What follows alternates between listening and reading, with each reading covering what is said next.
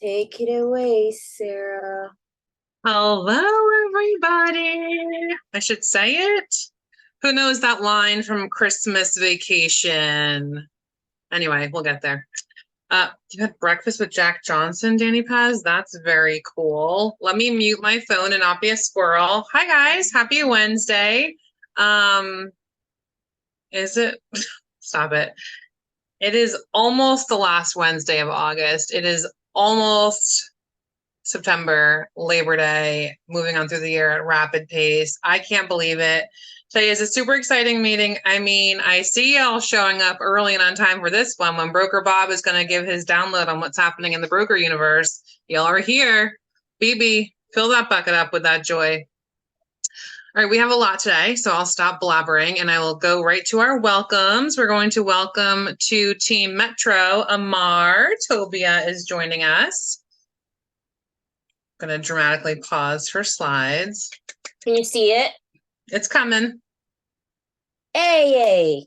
Welcome, Amar. We are going to welcome back Vita. Vita is returning to us after a time away. Welcome home, Vita.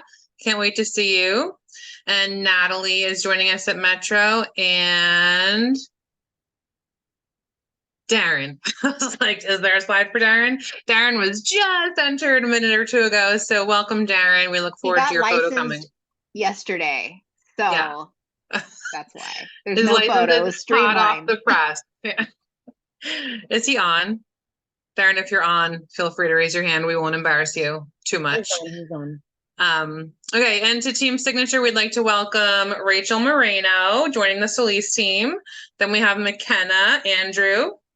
Welcome, McKenna. Anna Lamb is joining us, and Michael Lewis is Michael Willis. I'm sorry. I'm so programmed to say Michael Lewis. Oh my gosh. Michael Willis, who I had the pleasure of chatting with earlier this week. Welcome to all of you. That's a lot of great humans. We didn't get to welcome people last week. So if you're like, I feel like I joined a while ago. Last week we had Mega Camp. This week we're back. So welcome back, everybody. Does anyone want to take a moment to fill someone's bucket with joy before we move on today? There's Darren. Hi, Darren Story. I see you. Anyone have joy to fill? I'm going to fill a bucket while y'all think about that and say, we launched Power Prospecting this week. Don't be scared. You can come on Zoom. I do not bite you through the computer. It's 2 hours, 10 a.m. to noon, Mondays and Wednesdays right now on Zoom. We all go on mute. We come together, we organize stuff, we go send texts or call people, we come back together, we share wins. We haven't really had any weird losses yet. So, you know, the randoms. Here's what I want to tell you guys.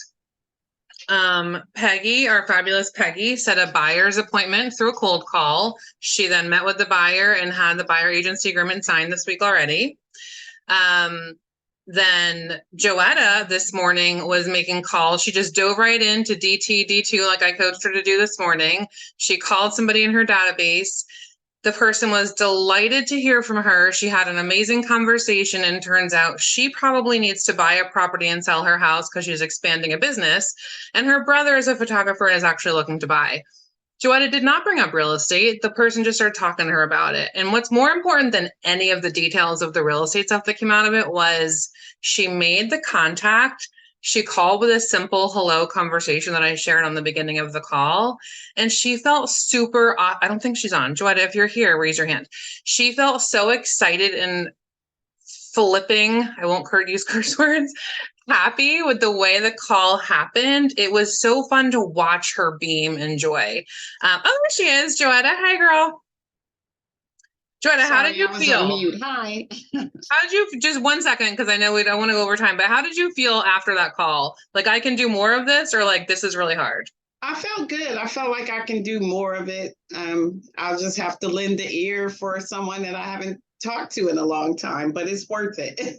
Yeah, it's so awesome. It's so fun to be in there and to feel that energy. So we're doing 20-minute cycles of calls and texts, whatever you prefer. We're coming back, we're sharing, we're recapping, and then we're going back out in the field, so to speak, and doing it again. Peggy set that appointment. Today she called someone who her husband just died on Friday. And that's crazy and unexpected. And Peggy was able to say, how can I help? She found out about a GoFundMe she's got going on. Peggy can share. Peggy shared widow benefits she can probably get. She was able to be a resource and a helping hand in that moment where this woman is in like utter devastation. And Callie crushed it with sending texts and got a listing lead.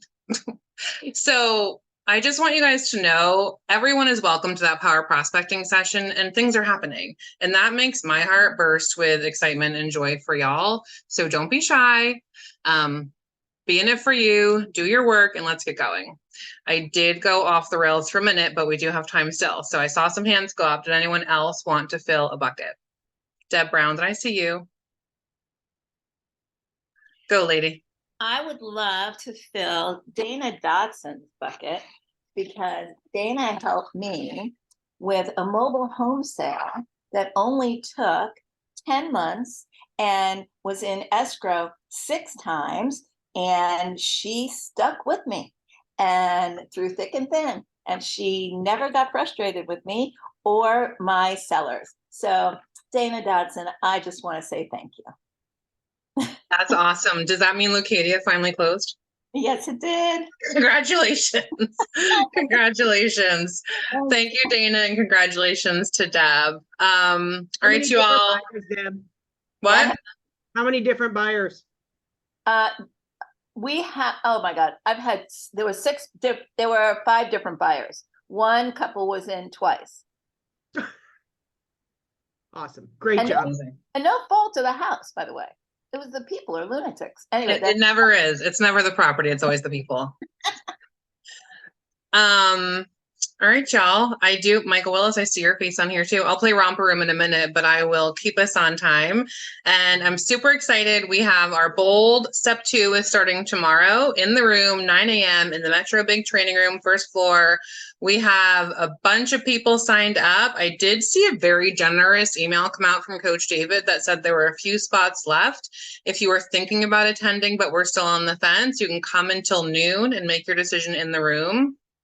I'm just saying, if you have a chance to coach with Coach David, you might want to do that if you're really on the fence about attending.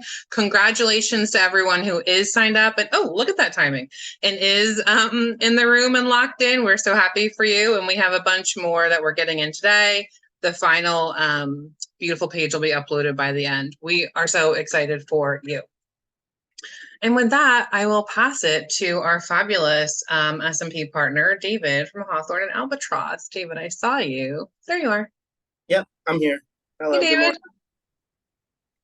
How is everybody doing this morning? We are so great hearing from you, my friend. Awesome. Thank you, Sarah. Just a quick pop in. I'm David Eastridge with Hawthorne and Albatross. Many of you have seen me around the office. We're always looking to purchase fixer homes and have you represent us on the purchase side, if applicable, and also relist with us as well. Also, just to let you guys know, we do have a property coming up towards the end of next week. It is 5270 Trojan Avenue, which we actually acquired from one of your team members, Richard Gutierrez. So that one should be finishing up towards the end of next week. So we'd love for you guys just to come out and check out our end product of how we renovate homes and how we work with your team. We also have another one coming up in mid-September on Winona Avenue up in Claremont. And another one towards the end of the month, Janine Way. But if you would like, I can share those addresses with you and our estimated completion date. So if ever you guys want to check out a property before we go on the market, if you guys have interested buyers, just reach out and let me know. But I will share those 3 addresses in the group chat now. That's amazing. Thank you so much. For anyone who doesn't know, Evie dropped it in the chat. David is always ready, willing, and able to support our offices, show up, bring food, bring energy, bring off markets, bring pre-markets. And we just want to thank you for that. David also sat in and took Quantum Leap with us 2 weeks ago with Ashley, and he's just an all-around, always here human. So thank you, David, for how you show up with us in business and in life. Yep, you guys are welcome. I enjoy your guys' company and the atmosphere that you guys have at your office. So I'm always willing and able to come into that office whenever you guys need me. Thank you so much. We love that. All right, with more good news, let's move on to broker coaching spotlights and joy. BB. Hey, Sarah, thank you very much. Happy Wednesday, everybody. And let's give some shout outs to some great agents doing some great things in the coaching program with our wonderful coaches. On Team Alicia, we want to give a congratulations to Joel, who closed his first escrow with a buyer, or closed an escrow with a buyer at 2.4 million. He's in launch. Congratulations, Joel. And then Luis opened an escrow with a buyer, and he's in growth. Just actually joined Team Alicia. Fantastic. On Team Lisa, Christina has 200 contacts in her database. Great job. And then Darren passed his state exam and moved from sneak peek into launch. Welcome, Darren. And Maddie De Silva has her first signed referral fee agreement. I love that mailbox money. Hold on, maybe. Evie, I think the wrong slides are popped up. Oh, what slide are you guys seeing? Hold We're on. staring at Robert's face. Robert's and slowly face. reading. Yeah, which we love. We love staring at your face. Can you see this? There we There you go. go. There it is. Thank So you. let's get back to Team Deborah. Eric Robinson in growth, Julianne in launch, Kristen in launch, Barbara in launch are all attending Bold steps 2 through 7. Great job, guys. Glad you're doing that. And then Caitlin Roy got 2 BRBC signed. She's in launch. And then Shalo got a BRBC signed as well, too. And she's in launch as well. Great job. Now on Team Daniel at Signature, Mo showed his first properties and had his first buyer consultation. Congratulations. And then Lazar had his first closing. Congratulations, Lazar. Great job. You will hear from me in a little bit with the risk management portion. So great to see 80 people. I guess I'm tricking people to showing up to these meetings. So we'll talk soon. Tricking. I don't know what sort of strong arming you did, but we're happy they're here. The reality is y'all are always here for broker updates and stats. We have really smart agents in our office. I know you don't know that because you're here. You are more business minded than your average bears out there. So congratulations on that. And I saw Matt's comment. So we're going to not go to movement today. We're going to skip that. Live breaking news, and we're going to go right to property pitches. Miss Judy, you have a property to pitch for us all. Yes, I do. I have Go ahead, my friend. Okay. I have a new listing coming up on Thursday night or Friday as soon as I get those photos back. And this is a beautiful townhouse in Montecito, which is a part of Otay Ranch. It's got 3 stories with 4 bedrooms. On the top story, there's a loft plus bedroom plus bathroom. So it's almost a suite on the 3rd floor. And it's extremely roomy. This is a very nice local location with clubhouse and all sorts of things around there with a tennis court, and it's got basketball. I'm so sorry about my phone ringing. Can't turn it off right now. So I'm going to be showing it on Saturday and Sunday for those of you who'd like to come and see it. And anybody who wants to shadow me, please text me and I'll put you on for a shadow because I certainly need some help on these 3 stories. This house is basically new. It was built in 2020. So it's definitely in perfect mint condition. Please come by and see me if you need that kind of property, or just come by if you want to be shadows this weekend and have a lot of fun with the 3 stories. Hey, Thank you. Judy, what's it? What are you listing that at? Oh, I'm sorry. It's listed for $779, and it does have Melrose and HOA. The Melrose is about $250, I believe, and the HOA, there's 2 HOAs and they combine to be about $250. I think the total fees are like $509. Okay, thank you. Thank you. Beautiful property, Judy. Thank you. Did anyone else have a property to pitch? Speak now or forever hold your peace. By the way, I got it from an open house. Open houses bring you business. Congratulations. All right, Robert, to make up for all the time I steal your minutes, I will give you 3 extra ones right now, my friend. Take it away. Fantastic. Thank you, Sarah. Hey, Evie, are you asleep? You gonna wake up? Get rid of that I'm looking screen? for the button. I think Evie's Hold on. drinking today in the office, or she did something. Okay, here you go, BB. There you go. Thank you. It's still not fixed. It's still there. Still there. First Oh, time on shit, Zoom. It's hold on. fine. It always goes exactly as planned, you guys. I promise. We know where all the buttons are. Everything is fine. All right, thank you, Evie. I appreciate it. So let's see. 81 humans and counting. I'm loving it. I either shamed you guys for showing up, or you get my emails to say this is mandatory. And I really appreciate you people that are here. It's never to be a bad time for you to come and listen to risk management, but actually let you know what I deal with on a weekly, daily basis that we see out there. And that will help you guys as you navigate through your business. So you're not calling me at the 11th hour with the fear that an escrow is not going to close. That's really what we're going to talk about today, are some of the warning signs and some best practices to do with what's going on in the market out there. So without further ado, I'm going to share my screen, and I want to make sure. Can you guys see that well enough? I'm not going to do the full screen. I'm just going to Yes, do this sir. because I'm going to toggle back and forth. Did you know today is National Cuban Sandwich Day? Have you ever had a Cuban sandwich? I had one in Little Havana in Miami, near Miami, this past winter, and it was the best, and it's one of my favorite sandwiches. So if you're ever in Miami, make a trip to Little Havana and have a Cuban sandwich, one of my favorites. What are we going to talk about today?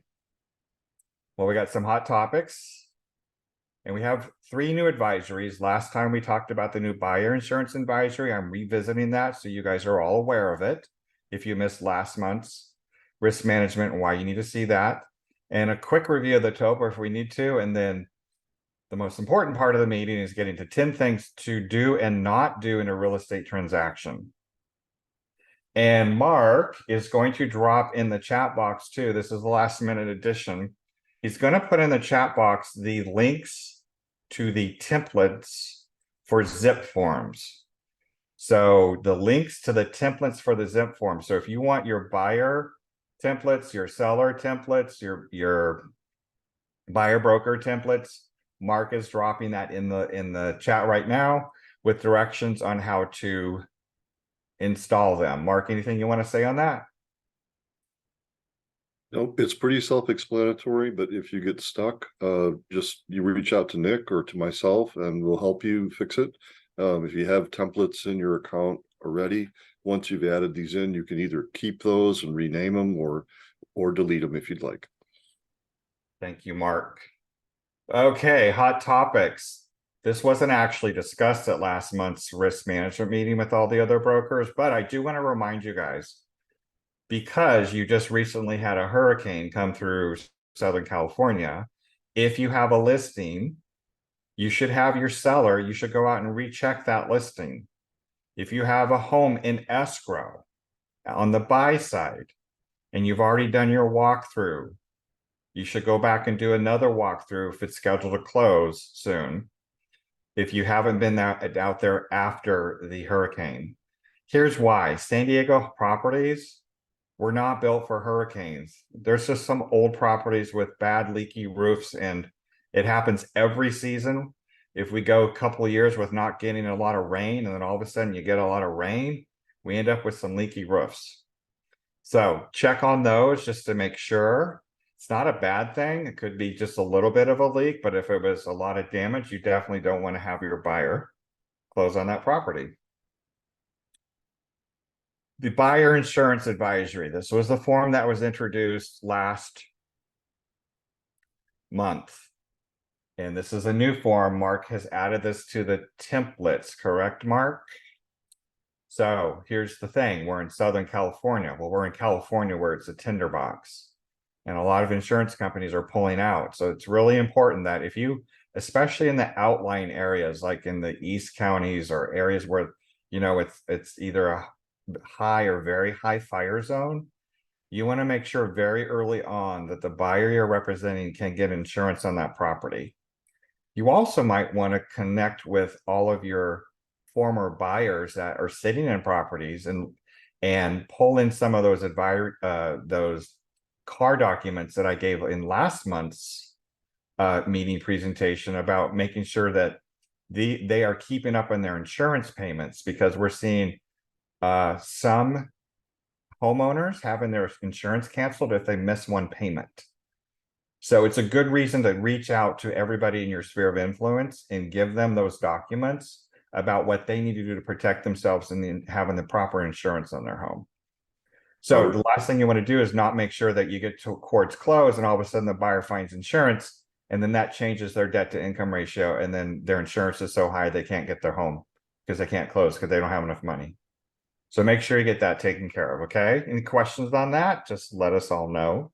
Robert, that form is not in the new templates that are that we just gave the link for. However, it is linked in the initial review email messages, so you can download it from there and provide it. It's not something that has to be given at the time the offer is made, but give it to your buyer as soon as possible after their offer's been accepted. I highly recommend that you actually do this at the buyer consultation as well too. Talk about this form. You have to talk, especially if you know they're going to be buying in these higher, very high fire zone areas. Talk about insurance and having them look at that early on so it doesn't become a problem down the road. All right, the next new form is the tenant occupied sale advisory, and then the tenant occupied purchase advisory. So I'm going to cover these two together. So here's where we are and why I had to come up with these advisories. We're in a situation right now where post-COVID, we've had a lot of moratoriums and laws put in place by not only the state, but municipalities, state and local and county and different cities throughout the state. Everybody has different ones. Chula Vista has one that's so confusing that they had to do a seminar to explain it. It's one of the most restrictive moratoriums. So what I've done is I've made two advisories, one for the sale advisory and one for the purchase advisory. So for the sale advisory would be for if you have a prospective home seller that wants to sell one of their properties that has a tenant in it. Now that tenant can have any range from a lease to a month to month. They could have occupied it for less than a year. They could have occupied it for more than a year. They could be considered elderly or disabled. There's so many laws within each jurisdiction. There's no way that we know what that is. So the recommendation for when you take or you start discussing having a listing with a tenant occupied in it is that you need to guide your seller, prospective seller, to speak with a qualified real estate attorney that specializes in landlord tenant laws. Now, I distributed that list last month's risk management. So it's in those documents. Look through your email. Every time I distribute something, it's important documents to keep. If not, let me know. I'll get it to you. Because what they need to do is now lay the groundwork by how do I notice my tenants? And because we can't give legal advice, nor can we do property management type services. It's important for that seller to find out, well, how much notice do I need to give that tenant that's in my property? You know, best case scenario is they're going to sell a tenant occupied property with the tenants in it, but then you got to find a buyer that will take that as well too. So that's a scenario that does happen. Doesn't mean it's the best, but it could happen. But then you got to figure out, well, if I'm going to sell this tenant occupied property to a person that's going to live in it, and if that person's going to live in it and get a loan, well, they can't buy that property with the tenant in it if the lease is still past 60 days, because if someone's getting financing on a property, the lender will say that that tenant can only stay less than 59 days and then they have to move out. But then you don't want to saddle that buyer with a home that now has a tenant in it, because now they are a property owner in the state of California and that buyer has to abide by all the rules. So there is a link to the San Diego County Bar Association. I do have a list, but a link there will mean that they can call and get the legal referral hotline, and they can be referred to a good real estate attorney. You always want to provide them with that link. You can always provide them with a list that we give them too, but you want to make sure you give them plenty of options, and you don't want to direct them to just one attorney, just like you don't want to direct them to one home inspector. You want them to choose. You don't want to give it just in case that attorney messes up. They can't come back to make a claim against you. So in San Diego County, there's some common guidelines. Is when the homeowner, the property owner needs to deliver a notice of intent to sell. Depending on what that tenant is in on that property, is it a month to month, or they were a year or less than a year? It could be 60 days, it could be 30 days. Again, because every case is different, these are just some general guidelines. They still need to consult with the attorney. There's also the right to enter for showings, that during the notice period that the tenant needs to know that if they are going to remain in the property during the sale process, that the landowner has the right to come in and show that property. It's typically 24 hours to give notice. And then tenants have the rights too, to remain in that property until the end of their notice period. They are not required to leave before the notice period expires.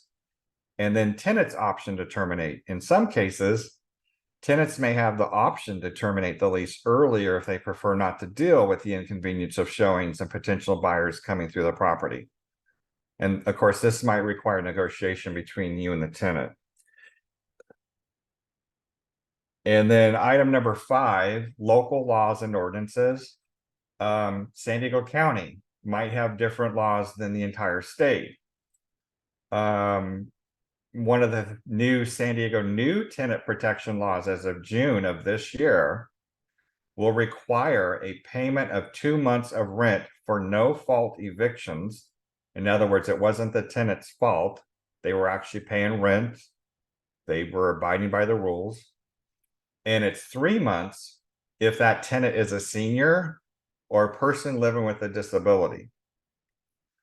So this is some general guidelines, but basically what this is saying is if you have a landlord that has a property with a tenant in it, and let's just say they're on a month-to-month lease, and they need to give that tenant 60 days notice, even to get that tenant out, the new tenant protection law says that that landlord has to pay 2 months rent at the end of the lease to get that tenant out, in 3 months if they're a senior or disabled.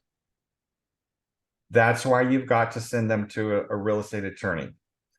Robert, do you know, is that like if the lease comes to term, can the landlord just choose to not renew it, or like they got to pay them no matter what? Well, that's why they need to speak to a qualified California real estate attorney, because I'm not going to answer that question. You know, I knew you were going to say that, but I asked anyways. You know? Again, every case is different, and I don't have that person's lease. I can't give you that answer. That's why an attorney has to answer that question. But good job, Thornburg. Hey, Robert, get can you I give a back. real world example? Dan? Can I give a real world example? So I have a listing that's about to come on the market that had a tenant in place, and we discussed all of these things. It would have been nice. I would have loved to have had this document for that. And he decided that the best option for him to get the most money for the house is to have the tenants move out before we put it on the market. And he gave 60 days notice for the tenant to move out. The tenant didn't move out for almost 90 days. And then when they moved out, they didn't clean. I had to do a junk haul. They took every appliance in the unit, the refrigerator, the stove, the dishwasher, the washer and dryer, none of which belonged to them. And so these are the kind of things that can get stuck with a new buyer that's buying the home if they take on an existing tenant that can be in the property. So make sure that you're really smart with your buyers and your sellers in having these conversations. They're really important. I love you, Dan. Thank you so much for bringing that, because you bring up an important part. this is what broker Bob gets to deal with when you're calling me at the 11th hour and you're representing a buyer and you're in escrow and the tenant was given notice, or maybe they weren't even given notice because the landlord didn't know what to do. And now here you are in escrow and you can't close escrow because the tenant is not moving. And then the seller is in breach of the agreement and the seller's trying to do what they can to get the tenant out. And then it just becomes a big mess. Now the TOPA we'll talk about in a bit. That's what happens when you have a tenant in place, and it's designed to say, if this happens, and this is what both buyer and seller agree to do, should it happen. But it's not a circumstance you guys want me to tell you, because basically it says you need to cancel, the buyer needs to cancel the agreement and move on. And then what happens? Well, you're mad at me because what about my commission? When really it's, you got to protect your buyer. You can't have them take possession of a property with a tenant. And the reason why this has become such a big issue is because we have such a housing shortage in San Diego, and some of these older, longer term lease properties where tenants are in there with way under market. And what happens when they go out, when they're given notice, they start to go out and they start shopping around, and they find out that the rent they're going to now pay, instead of, let's say they're paying $1,500 a month, that same rent $2,500 to $3,000 a month. And then these tenants become what we call evil tenants. Like, well, I can't move, I can't afford to move, I'm just going to stay here. And you end up with a situation that happened with Dan. Thank God he did the right thing, and the seller decided to get rid of the tenants early.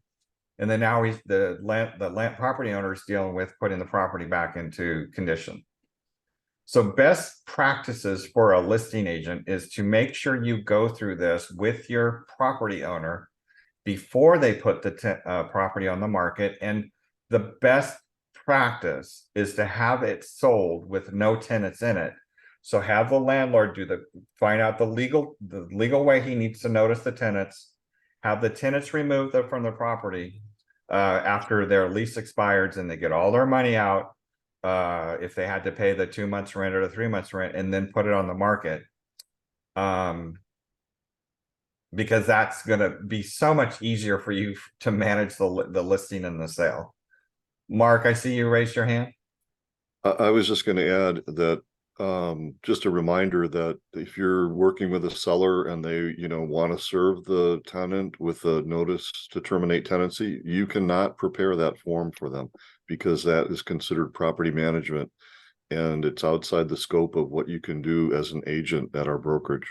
So if you get asked to prepare a notice to terminate tenancy, you have to refer them back to either the property manager that they're using or to the attorney that you've referred them to prepare that document. Any of those documents that are in zip forms under property management, you are not allowed to use them. They're in that library, and we're brokers statewide are doing a push to have those forms under lock and key, and only available for property management type companies that are part of CAR. But they're a nightmare for us as brokers to have them in there, because you guys think that agents think that they can use them when you're not supposed to, because again, that acting as property management and doing those types of things can get you to lose your license, or end up in a case that I'm in right now with an agent for just wanting to take care of her principals.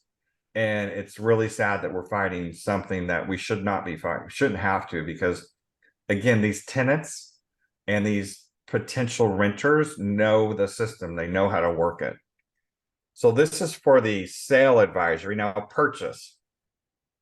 What are we talking about purchase? This is an advisory you're going to give to your prospective buyer if they are going to buy a tenant occupied property. Now, I've done everything I can to guide them to not do that in this advisory, because it's going to tell them what they will be up against if they're now going to be taking possession of a property that has a tenant in it, and now they're going to become property owners in the state of California. Here's a best practice if you're representing a buyer and you are making an offer on a tenant occupied property. You need to find out when that seller noticed the tenant. And you need to see it in writing. We just closed escrow on a just horrific escrow for one of our agents that midway through the 30-day escrow, it was discovered that the tenant was not noticed. And then here the buyer is in escrow and the buyer needs to extend their rate lock because they need to they want to keep their interest rate low. And anyway, it was a nightmare because the seller didn't disclose the proper notice, and the listing agent unfortunately wasn't strong enough as a listing agent to understand this. So they put the home on the market, not understanding the law. And remember, they're not as highly trained and educated as our people at Metro and Signature, because you get this stuff monthly. This agent didn't even know what they were doing, unfortunately.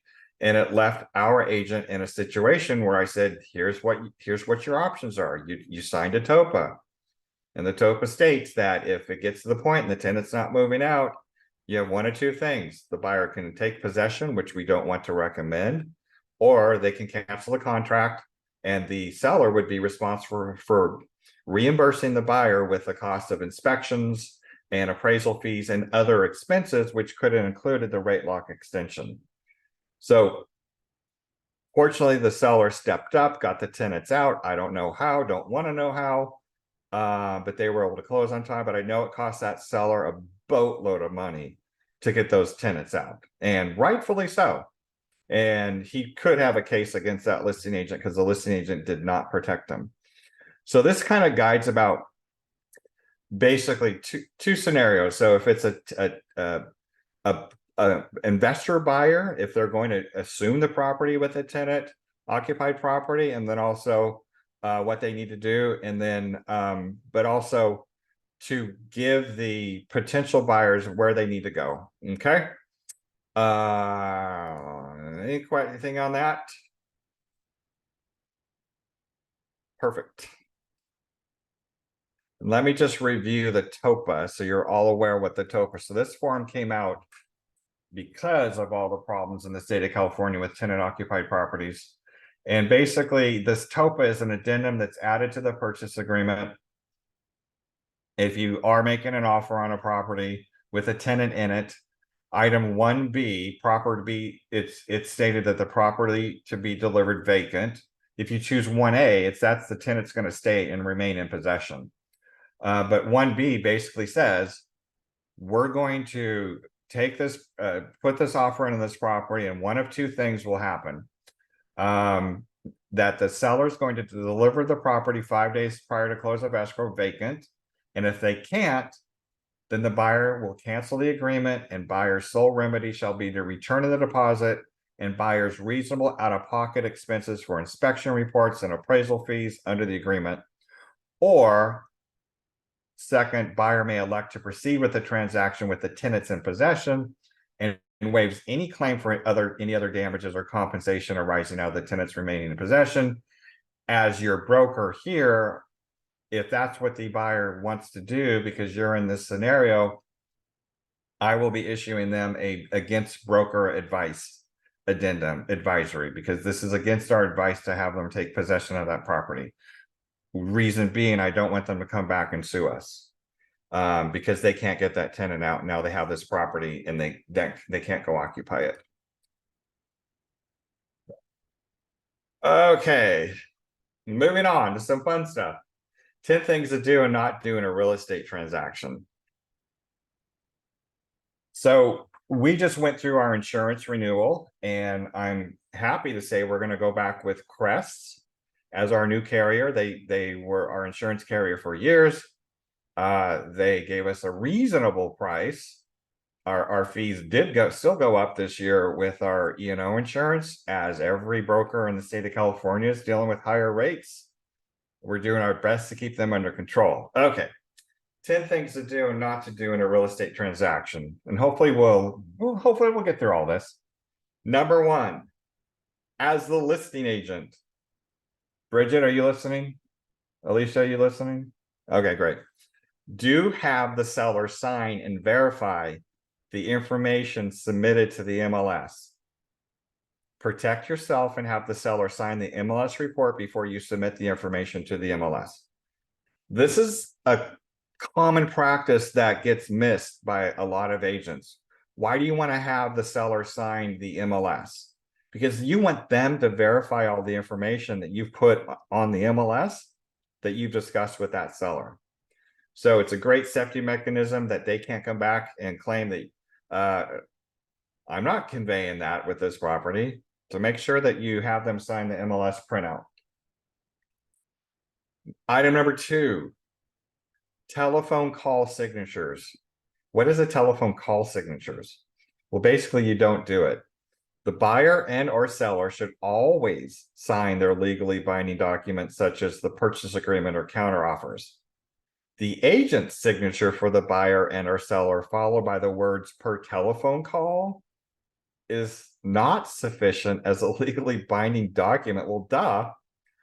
I can't believe that this is an item number 2, but I guess this has happened where Crest has covered a claim with an agent that signed on behalf of their principals.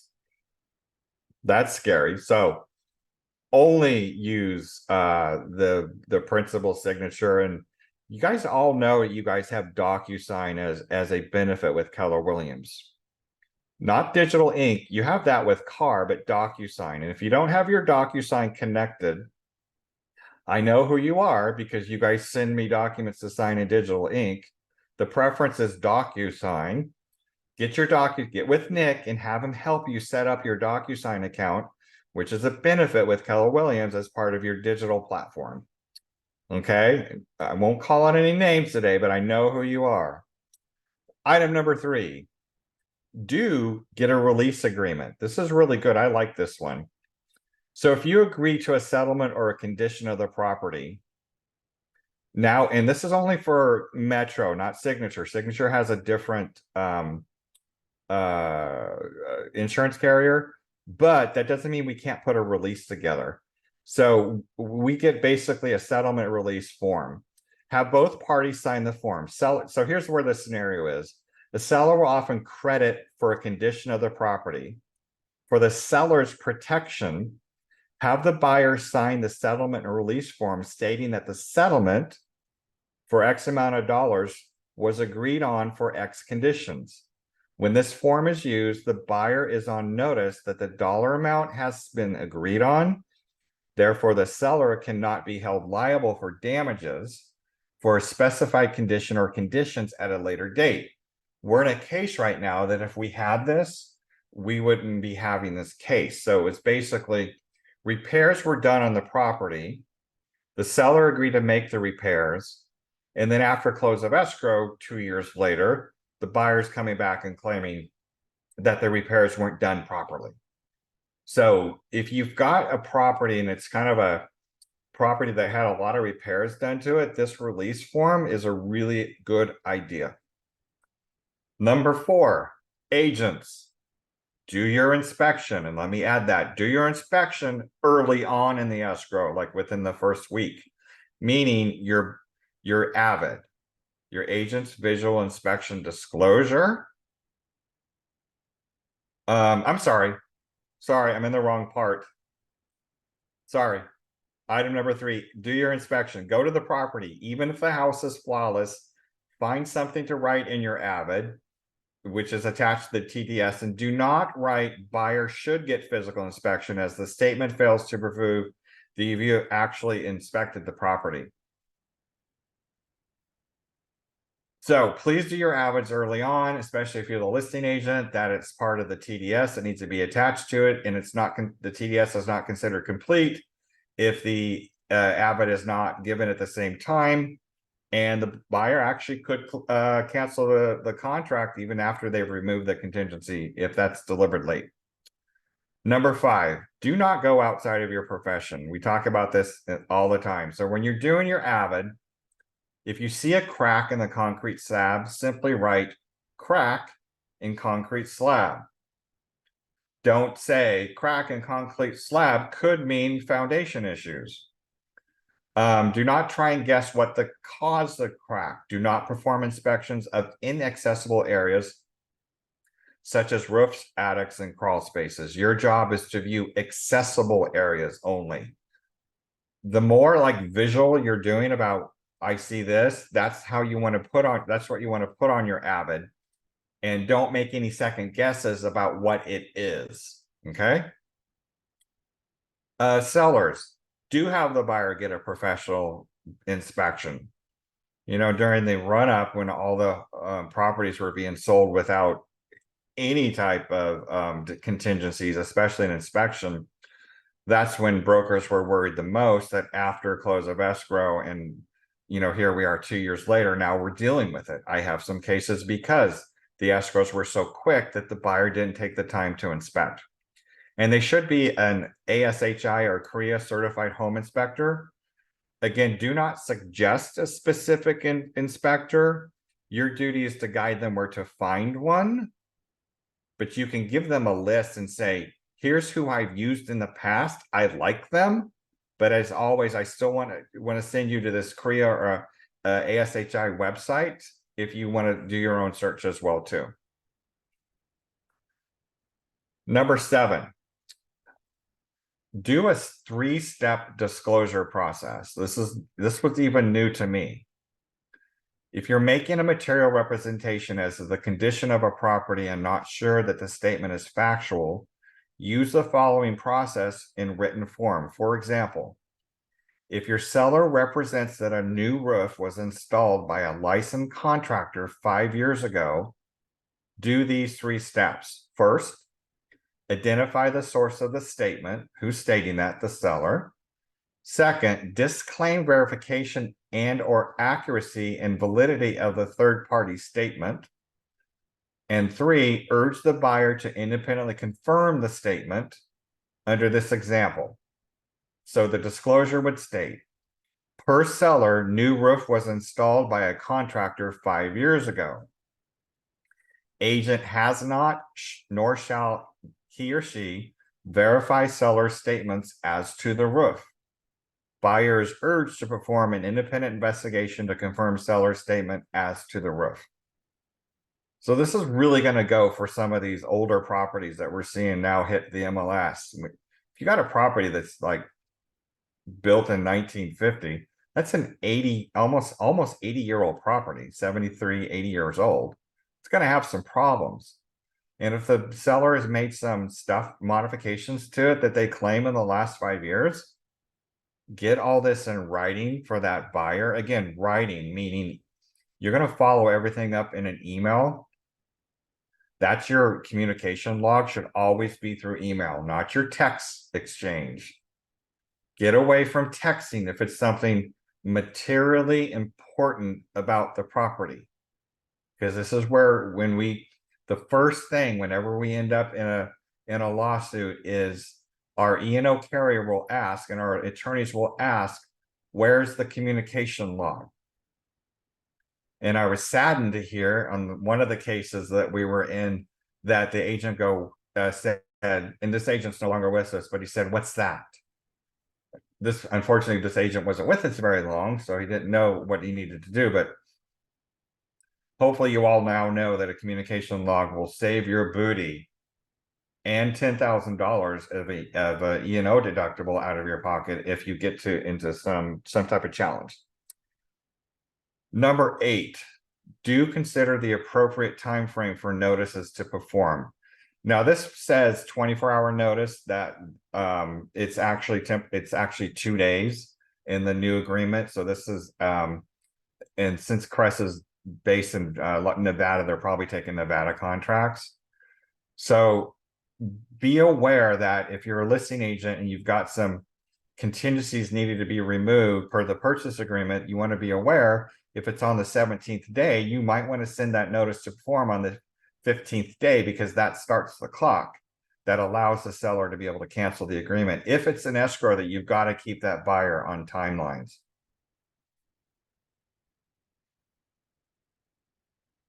Number 9, do use the appropriate form for increased deposits subject to liquidated damages clause. So the liquidated damages clause in the purchase agreement only applies to the initial deposit. So if the seller wants the buyer to increase the deposit, let's say the buyer only put down 1% of the purchase price, where they should be, and the seller wants them to increase it by another 2%. But subject to the liquidated damages clause, the purchase agreement mandates that the parties use car form RID. What's that stand for, Mark? RID? Increased deposit. I forgot what the first word is.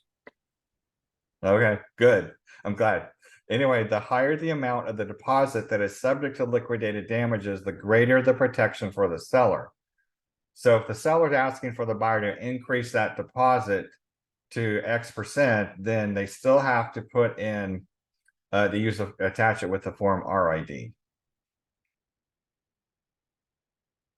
And then item number 10, do call risk management, aka your broker. So the great thing about Crest is we actually have an ability to call them instead of Car Legal and get some advice on a transaction if we're getting into areas that's going to be kind of muddy waters. I'm really excited about that. For signature agents, same thing applies. It's calling me because I'm going to find out anyway. So making sure early on in the transaction that you contact me. Any questions on that one? Okay, and we reviewed the TOPA. Also in the handouts, I did discuss a correspondence log. That's required by the California Department of Real Estate that you as an agent have a correspondence log. And on this link, this slide is linked to how to create one. Mark has been kind enough to create a course, step-by-step instructions on how you create one and then how you pull one. So for a lot of the newer agents on here, this will be really important for you. And a lot of you seasoned agents, this will be really important for you because your communication log should not just be your texts. It should also be your emails. And then as always, we want to make sure when you are submitting your files for review to the compliance department that you actually read them. You read the initial review and you read the final review. Because within the reviews that Mark sends out, he actually has it broken up into 3 sections. And Mark, can you remind them then the top section for them says agent's duties, correct? Yeah, and there's action items that the agent has to take care of, and then there's recommendations that, you know, if you've left something out, we recommend that you add that in the future. And then there's a section for TC to-dos. Let's talk about actually that. That's a subject that came up earlier this week. So just a friendly reminder, when you hire a transaction coordinator or you have a transaction coordinator you're working with, they are there to help the flow of paperwork go back and forth between your buyers and your sellers. They're also there to help you create the forms that you need created, but you have to tell them what needs to be in it. All too often, we as agents get into the habit of telling our transaction coordinators, make up this addendum or make up this counteroffer. That's not their responsibility. They're not your personal assistants. They're actually only there to do the flow of paperwork going back and forth. And especially when it comes to the disclosure packets that get sent to your buyers, or the sellers. So it's not the transaction coordinator's responsibility to walk your buyers or walk your sellers on how to fill them out or walk your buyers through what they mean. It's actually your duty, because if you're ever named in a suit, they're not going to go and say, well, did you tell your buyer or tell your seller this? No, I let my transaction coordinator do it. That's where you get in trouble. So it's just a friendly reminder that please don't rely on your TCs to do the work that you're actually legally required to do. It's really important as a listing agent to help the sellers go through, and if they have questions on filling it out, help them guide that through it. And if you're especially if you have a buyer, you should also read the disclosures that the seller sent over and go through it and see if there's anything that you might need to point out to that buyer that's important for them to understand as well too.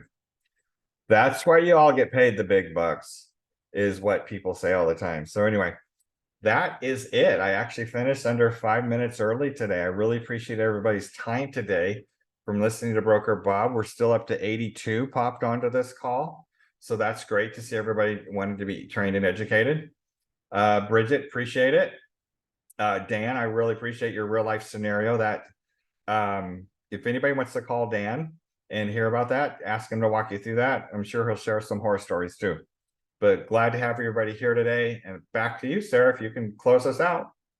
Thank you, Robert. We hit 89 at the max. I'm not here to say that 7 people left before you finish, but that's a lot of humans that tuned in today. So thank y'all for showing up and getting smarter every week. Next week, we have market stats in person in the Metro training room. And tomorrow I will see everyone who's registered for the First Step to Bold. Until then, y'all have a beautiful day and get to work. Bye.